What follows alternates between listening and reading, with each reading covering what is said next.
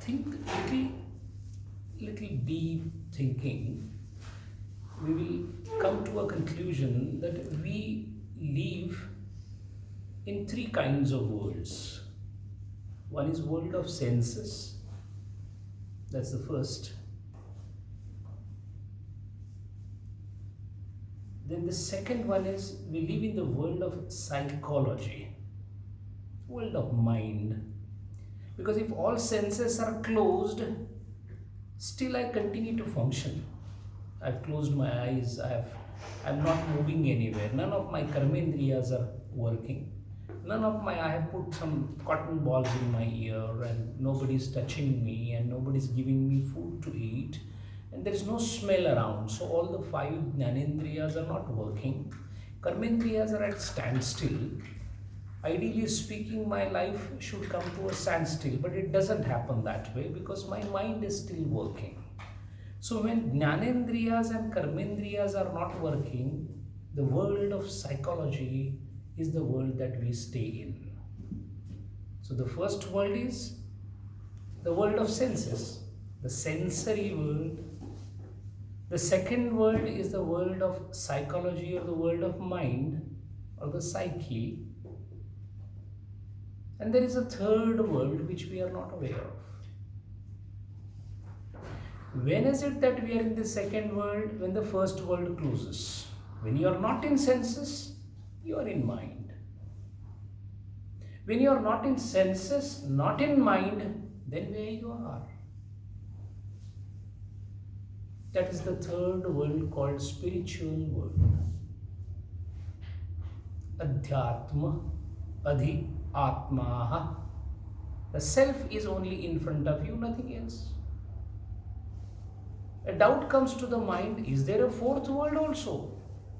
There is no fourth world. The reason being, the spiritual world sublets all other worlds. So I have a choice to be in sensory world, to be in psychological or the world of mind, or to be in the spiritual world. Each one has its own peculiar characteristics and peculiar outcomes or the results. If you are into the sensory world, what is the peculiarity of sensory world? There are five people there. They are constantly at your service. You say and they listen to you.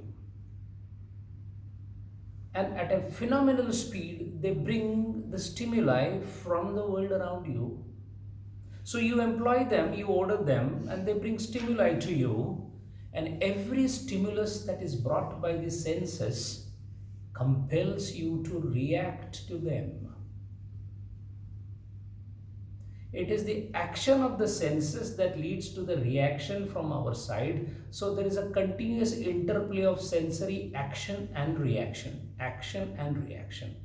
The one who does the action are the jnanendriyas. The one who does the reaction are the karmendriyas. There is a nice sweet lying somewhere on the table and I am diabetic. I am in the sensory world. The sense of my eye goes there and gives me a sight of a dish which is sweet. Immediately the mind acts on it and says that go grab it. The hand pushes forward. There is an action, there is a reaction. If sensory world we are condemned to be in, Paranchikhani Vitrunat Swayambhu, the first shloka. Indriyas are condemned to look outward, so they shall. No point in closing the eyes and living in this world. The other senses will take over. We all know that if one sense is gone, other senses become very powerful. We know of these archers who could shoot arrow in the darkness with the band tied on the eyes. What was it? What does it mean? That the ears become very sharp. They try to kind of replace the input. Now the action and reaction, senses and sensory gratification is 99.99% of our life. What happens to those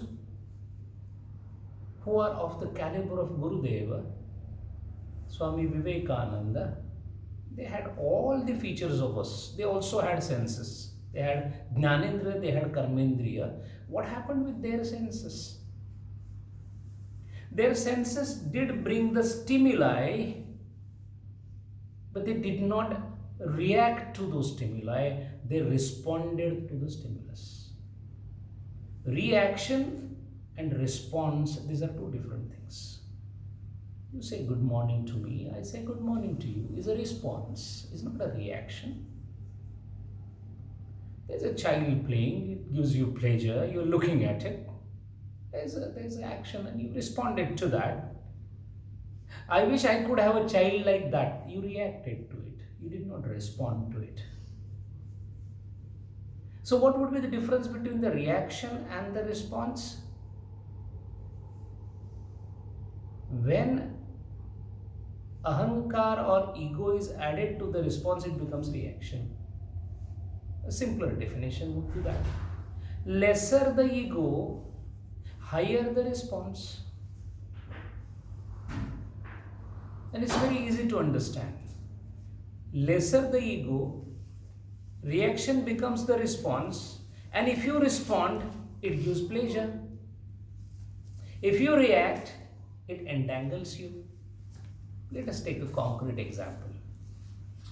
There is one song that you like, of maybe 60s, 70s, 80s, whatever.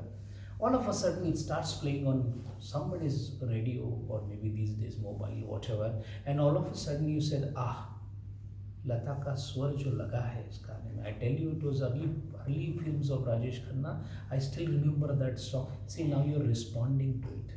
You're not reacting to it. The response gives you happiness.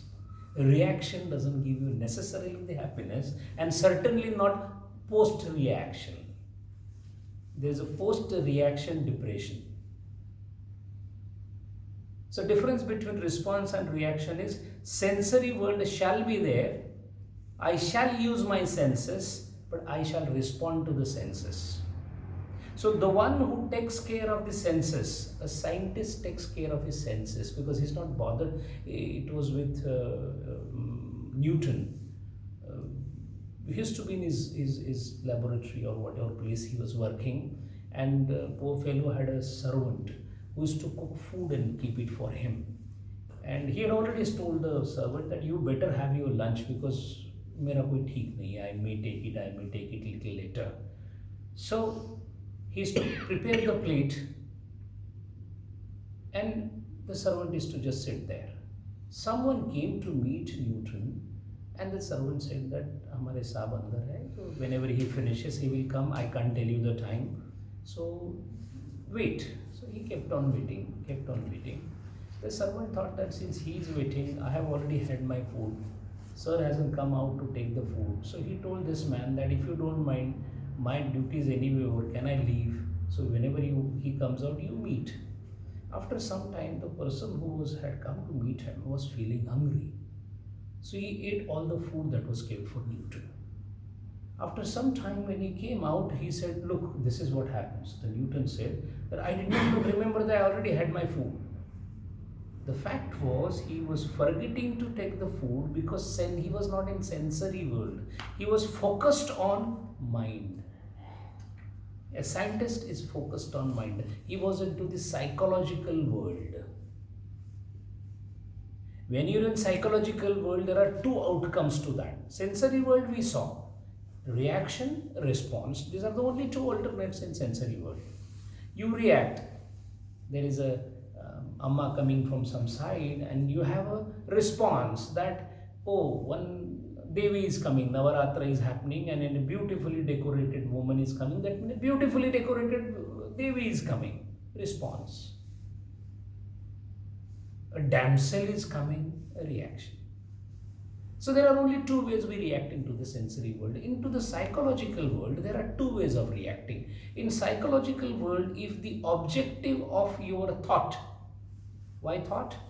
Because psychological world is dominated by thoughts, not by senses. Psychological world is dominated by thoughts.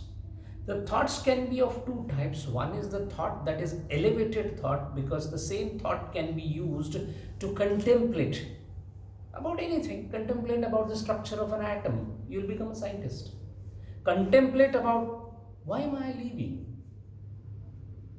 What is this life all about? You'll become a philosopher.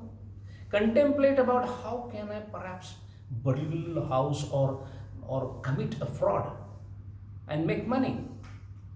You'll become an excellent fraudster. Thoughts have that power. Now, in psychological world, there could be also a thought that there's nothing in this world. It is so damn depressing, and you will end up in depression. The psychological world has a powerful ability. Psychological world is far more powerful than the sensory world. The sensory world has a short time limit. A psychological world has a much powerful limit, and it has a much more power because thoughts have tremendous amount of power. Thoughts persist for a long time, and thoughts burrow. They create furrows in the mind, and once they are created, then the mind gets habituated to that. In fact, in sensory gratification, it is the mind which is getting habituated, not the senses. They are sitting there, they are doing their job. It is the mind that is creating those furrows. So it is a breeding ground for thoughts that ask you to gratify yourself are called vasanas. Thoughts that compel or ask you to gratify yourself are called desires. So then it goes without saying that there are three worlds. We saw the sensory world, we saw the world of psychology, mind or thoughts, whichever way you call it. And there is a spiritual world, which is not mind but the intellect, buddhi, in the purest form. If you're paying attention, you might have noted that I just commented upon the B and the M and the I of Gurudev in a different manner. It's the same thing. So if these three things are there, that means there are three worlds that we are staying in. You are in one of these worlds. You can't be into two worlds simultaneously. Why? Cosmos has bound us that way. You are either spiritual or into the world of psychology or mind, or in the world of senses. Kama turanam na bhayam na lajja. This is Subhashit. One who is obsessed with physical attraction has no fear and no shame. That is what. Kalidas, what did he do? Not Kalidas, the Ramcharitmanas was written by Tulsidas. What happened to him? In his early part of life, he was so obsessed with meeting the wife in the night that he ran, then through the rains he reached her house, and then he wanted to actually cross the river, so he crossed because he thought there is a log of wood. Later on he realized it was a crocodile. Then he caught hold of a rope. Later on he realized it was a snake, and he entered inside her chamber. Kama turanam na bhayam na lajja. Because at that point of time, when you're into sensory gratification level, you are not aware of what is happening around. You're engrossed, you are embedded into the act. So if you are in that, you can't be into other worlds. That's why we always say to an Iran boy, thoda socho. Think. Think means come out of that world and come into the world of thoughts. The reason why these three are important is our lives are into one of these worlds. And the outcome of these three worlds is perception, cognition, and experience. If you are in sensory world, you are into the world of perception. You perceive. If you are into psychological world, you cognize and recognize and recognize. Some experience taken earlier. Naishtik Brahmacharya, the one who is Brahmachari from the childhood, and has all the sanskaras of brahmacharya, he has no experience of what the bodily contact means. The one who is married has an experience. So what happens? He wants to have the experience again. The sanskara created by an impression propels you to have it again. So in the world of psychology, it is the purest outcome of sensory interaction. So psychological world is built upon the first world called sensory world. More you are into sensory world, more there will be a feeding into the psychological world. And what are we trying to do? We are not happy. So what we are trying to do? I want to change my thoughts. Can you change your thoughts without changing your sensory perception? Because essence of sensory world is psychological world. In other words, if you are strong enough to change your thoughts so that your sensory world changes,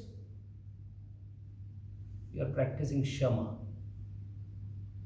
If you are not strong enough, you are trying to change the sensory world first and then the thoughts, you are in dhamma.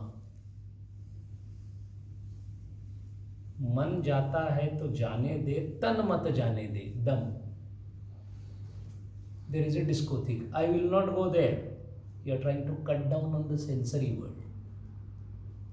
I shall go to the discotheque and yet think of all those dancing ladies as Devi. Shama Abhyas. Which is difficult and which is easy? No guesses. The second one is the most difficult. So the person who is engrossed in sensory world should not be trying first for Shama, first be trying for Dhamma. And after Dhamma, automatically the Shama starts prevailing. It starts coming back. So we have a world of sensory world which is dominated by perception, psychological world which is dominated by cognition, and there is a third spiritual world dominated by experience. And here a slight doubt comes into the mind. I'm experiencing everything every day. That is not an experience, it's a cognition. Then what is an experience? Experience is a pure experience. Cognition is of something. Cognition is of something. Experience is experience itself. Though loosely we say I experience this and I experience that. Anubhava. Anubhava is a thing which is not tangible. Anubhava is a sthiti. It's a state. Once experience is a state, then there is a state where the sensory world has died, the psychological world has died. What remains? It's spiritual world. When the sensory world has died, no senses working. They're there, but they're not affecting me. They're not affecting me. Psychological world has died. What remains is spiritual world, and what happens in spiritual world is called experience, anubhava. And in anubhava is being the essence of everything. You have experience. There's nothing like you have experience of. Just remove the of. A technical word in Sanskrit or Shastra for that is a jnatavyata. Jnatavyata means experience by itself. Swasamvedya, another technical word for the same. You're sitting at your own place. Does anyone tell you and tell that, are you experiencing yourself, son? You say, no, I am. Does it require any further proof that you are? It doesn't require any proof. I know I am. I'm sitting here, has no proof of any kind, but it is an experience by itself. I know I am. Everything else, I have a reason to give. This is a spectacle because it is not a phone, This is a spectacle because it is like this, it is like this. These are all attributes and their descriptions and assemblage of attributes being given some nama and rupa. But about me, what happens? I am. Oh, you mean your hand? No, no, no, no, no. This is my hand, fine. But I am not hand. That is the reason we say ना मेरा sir दुख रहा है. मैं दुख रहा हूँ नहीं बोलते कोई. I am aching. No, my head is paining. My head, not me. Me not paining. My cannot be mine. My cannot be me. Let us take a little more example. This bedsheet is not me. Easy to understand because it is away other than me. Let's come little closer. This shirt is not me. This is my shirt. Shirt is not me. A little more closer and it becomes difficult. This is my body. Now it is becoming a little difficult to understand. If this is my body, it can't be me. What is mine cannot be me. What is mine is my possession. What is mine is connected to me. But what is mine is not me. That means I must be different than what is mine. And if I am different than what is mine, but the fact remains that if I am not all this, that means I am something. And that I am something also I know. I don't forget I am. This is experience. No reason, no attributes, yet you feel I am.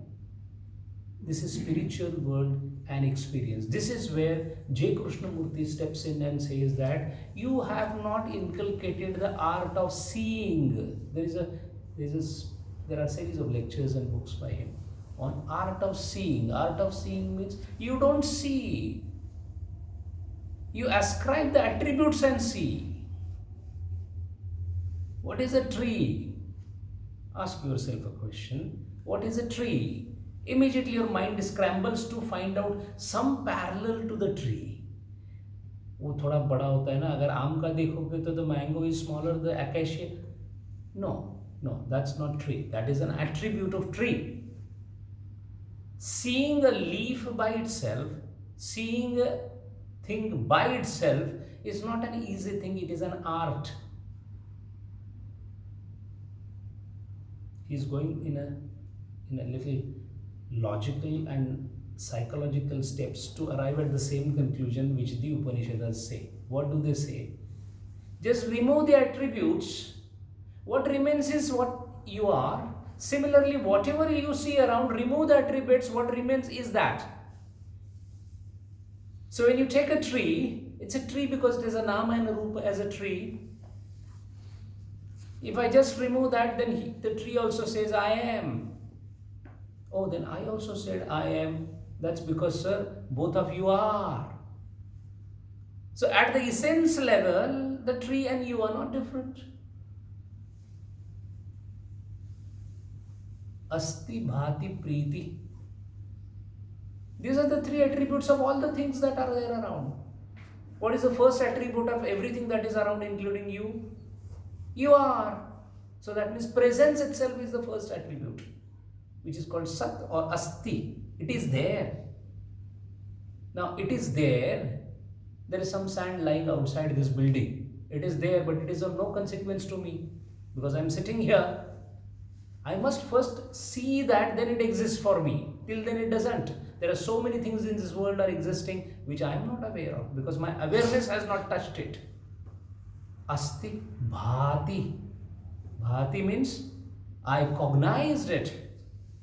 It was there. Now I have cognized it also. Even that doesn't suffice. Pradeepji is sitting here. He is, so he is sitting. I see him, so bhati, I am able to recognize him or cognize him. Still the triad is not complete. Oh, he is the same Pradeepji who sits in the satsang and studies a lot. Bhati priti. Attribute came now. So, a thing, its presence, its cognition and उसकी कुछ व्यवस्था भी लगनी चाहिए। What is it?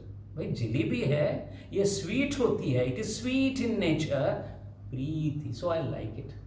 अस्ति भाति प्रीति, अस्ति भाति प्रीति, this is the music of our life. Beyond this, the spiritual world starts, because these three are in the first two worlds, sensory and psychological. In the spiritual world, asti bhati priti is taken aside, essence is taken into it. Is, they are, I am. Then what happens? When you don't think of attributes, will you be having any kind of feeling in your mind? I don't like him, I like him, this is good, this is bad, it is black, it is white, she is not the type I like. No. नर नारी में एक विराजे, दो दुनिया में दिखे तू। Ardhanari Nateshwar, this is how we worship Shiva. Don't take the old sculptures also, or Natya Shastra, or so many Puranas, etc. have got tremendous amount of Garbhidartha into it. The cosmic dance of Shiva in the temple of Chidambaram, the murti that we have, or the Ardhanari Nateshwar, what it tries to say is, it is the way it manifests to us. Essentially, it is the upper half Shiva, lower half Parvati, or upper half Parvati, lower half Shiva. It is a Maithuni Krutam. Maithuni Krutam, the coupling of two opposites, is how it manifests in the world. That's his manifestation. You say yang and you say yin, the whole thing has come from Buddhism. There's nothing original in China and Japan and any other place. It has come from Buddhism. This dvandvas, these opposites, what we call, is basically coming from there. So again, coming back to the triad of three, reason. When we look at the reason, sense, reason and intuition. Again, I am talking about these three words. Sense in sensory world, reason in psychological world, intuition in spiritual world. Everything intuitive is spiritual. Why intuitive? Because if it is related to something, then you are coming down into the world of relationships. Something that is not in the world of relationship is intuitive. It is also called yogaja. If you study some of the darshanas, there are different types of jnanam. One of the jnanam is yogaja. Yogaja means yogi. How does he get the knowledge? He just gets it, sir. One fine day, Buddha was sitting under a particular tree and he got enlightenment. This is what we read in the school. What is that? You just sit at some point and in the Brahma Muhurta or some other Muhurta, suddenly you get knowledge. What is suddenly? What do you get? Gurudeva went there and did sadhana and one day he got it. What? We need to think about it. What is that he got? What happened inside? He was saved. Not that his body fell apart or the hand was thrown away from the body, there was explosion, nothing. But it did explode, something exploded inside. What was that? That's called intuition, yoga, jnana. So in the spiritual world, you have experience because of intuition. In the psychological world, you have a reasoning to do. That's why you get cognition. In the sensory world, there are senses, that is why you get perception. I believe now we have three clear worlds in front of us. Now the first two worlds, and more so the first world of senses, is called as Bajijai Atpal, the toy ground of children. And Upanishad has got no time to humor us. It is not, Upanishad is not a place where you will be pampered. Upanishad is a place where you will be hammered. So we are in the hammering session where it says that fee upon you, you are in the world of senses. Then person like us, again, sir, what is wrong in it? It does feel better, not bad. Who doesn't like all of a sudden when 100,000 dirhams comes into the account? And then the Upanishad asks a question, but do you know you're going to die? That scares me. Death scares us. The worst feeling of death, if somebody wants to experience it, when your biopsy goes and the result is yet to come, what happens? All Kathopanishad goes down the drain. Why? I'm dying. Death is knocking at the door. And the unexpectedness of the death. Everyone knows we are going to die. Imagine. Not one single soul is not aware of it. I am going to die. Even the person who is 79 and 84, for him to at least it is clear. Nobody has lived beyond 100, very few. My probability itself is 1%. Still at the age of 89, yet to come. The unexpectedness, unexpected deliverance is what makes us, and the feeling, the most miserable feeling in the life of a man is death. Upanishad says, I am sorry, sir. I am not surprised or amazed by death. I am surprised and amazed by life. What is death? Aren't you dying every day? So, no, sir. I am sleeping every day. An act where memory is brought back is called sleep. An act where memory is not brought back is death. Is there any difference between the two? The act where memory doesn't come back, what happens to the memory? This is what exactly Nachiketa wanted to know. And that is why Tistro Ratro, 3 nights. Why 3 nights? Now you will understand the 3. Asked for the 3 boons. Why 3? Now you will understand why 3. Because the first boon was sensory world.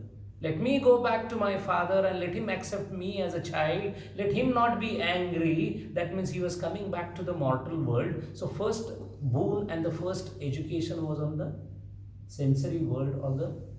What about the second boon? The Nachiketagni, we saw so much about it. Who tells you and us? Upanishad asks directly that you stupid fellow, why do you think that this is the only life on the earth that you are living? Do you know there are lives somewhere else? You even today you don't know why at the rate of about 300 plus miles per hour, sodium vapors are circulating in a storm on Jupiter, on Saturn. I don't know, sir. I know they are there, but why? I don't know. You don't know many things. Similarly, this is the life and this is the world is what you think because this is your world. There are many other worlds and we gave them a name called Loka. So you are in a Bhuloka. There are other Lokas, but you are not entitled to see. Your buddhi is limited doesn't mean it doesn't exist. There are so many things you think, but that doesn't exist. And there are so many things which exist which you don't know. So there are other lokas that are available. What kind of lokas, sir? Oh, they are lined into 7 different lokas. How are they different from this world? Upanishad comes and says that why you want to get into the nitty-gritties of the objects and the subjects. Let us put it in one single word. What do you do in your Bhuloka, where you are staying now? I continuously experience. Is there anything else in this world? What is life? Experience. One single simple definition of life is act of experience. Every now and then we are experiencing. With the help of indriyas, etc., mind, leave that aside. Essence is what? Experience. And whenever there is an experience, there is an experiencer. So, if experiencer is there, experience is there, then something has to be there of which the experience is coming. So, an object of experience, act of experience by an experiencer is our life. Think. There's nothing else in the life. Without experience. Now, if your Bhuloka is an experience, there are different levels of experience. That is why lokyate bhunjate iti lokaha. Acharya has given the definition. Lok means world, means Vishwa, means your Bhuloka, means experiential state. Now the Upanishad asks you, why the hell do you think that you have only one experiential state of your senses alone? There are experiential states beyond this. Then we suddenly become awake and say, oh, there are states beyond this state also. And then thunders the Upanishad says that no, there is a state called even experience-less state. This is something becomes difficult to comprehend. Higher the experience, I still can understand this. No experience.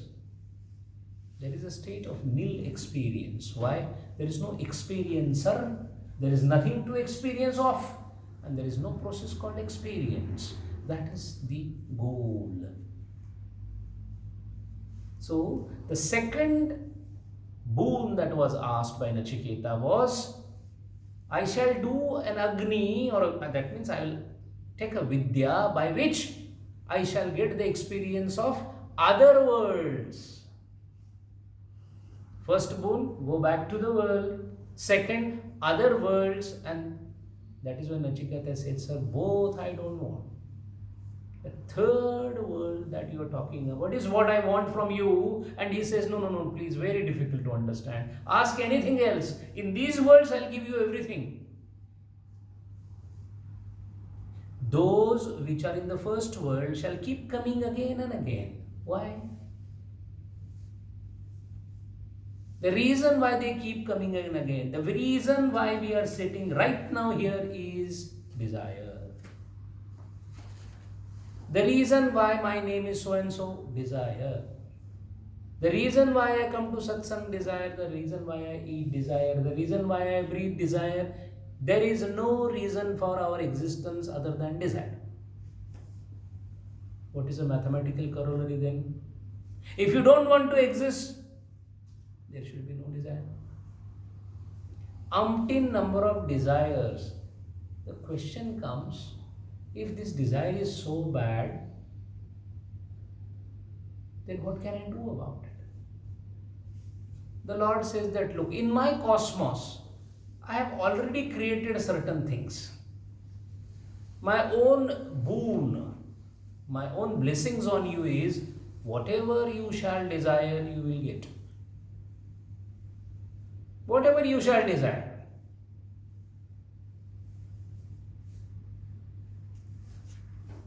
फिर उसी बेवफा पे मरते हैं, फिर वही जिंदगानी हमारी है. I launch for a desire. The desire pulls me back into this world and puts through the tribulations of pain and happiness and whatnot. And yet again, I desire. मुझे माँ बनने की इच्छा है. Alright, you shall be getting a body of a woman and you shall deliver. राजा बनना चाहता हूँ. You shall. Every desire, every sankalpa, kama sankalpa will be fulfilled is this structure of cosmos. Now the question is, because I have piled up my desires into couple of files after files after files, the Lord doesn't forget. The system of cosmos keeps all your desires sorted file-wise alphabetically into the filing racks. And then makes a system whereby it says that take the first file of desires bunch, that file is called Prarabdha. And then they say that, sir, this time in his file there are about 30,000 or 3 lakh desires which he intends to fulfill this time. This much only we can give, because all we cannot give, otherwise he'll live for, I don't know, eternity. So, and another problem, why so? Because these desires are different than file number 2, 3, 4. File number 1 requires the body of human being. The file number 2 is pig. Because suitable body has to be there for the desires. I want to hog food. All the gluttonous animals. You'll be born in that. You have a habit of inquiring everything which is not required. You will be in the birth of sniffing animal. Keep sniffing. The dog keeps sniffing. It is not connected to him. He'll sniff here, he'll sniff there. Because I have inquired here, I have inquired there. So once that bundle of desire